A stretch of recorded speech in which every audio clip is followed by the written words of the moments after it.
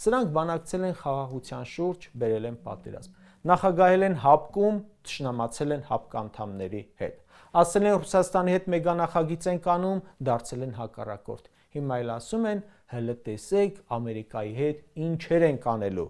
Եվրամիությունն էլ հələ մտնում ենք այդ հələ մի կողմ։ Չեմ հավատում։ Չեք կարող։ Այն օրը ասում են Թուրքիայի հետ սահմանը որքան հնարավոր է շուտ կբացենք։ Բացեք, բայց դուք այն իշխանությունն եք, որ հայ-թուրքական սահմանի բացումից հետո Հայաստանը չդարձնի նոր Աջարիա։ Փաստերով ենք խոսում, ժողովուրդ ջան, մեր գլխին եկածով ենք խոսում։ Սրանք երկրի ներսում չեն կարողանում մի նորմալ բան սարքել, ինչպես հավատանք միջազգային ասպարեզ ելնելու։ Պարզ օրինակ եմ բերում։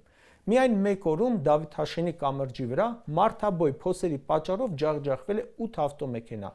Մի կամրջի վրա չեն կարողանում ասֆալտ փռել սրանք։ Պատկերացնում եք ինչ է նշանակում կամրջի վրա մեծ փոսեր։ Վաղն էլ հնարավոր է լսես, որ կամրջի փոսից ավտոն ընկել է ձորը։ Ավինյանը կասի, աղի պարկը այդտեղ ենք դրել քայքայեց։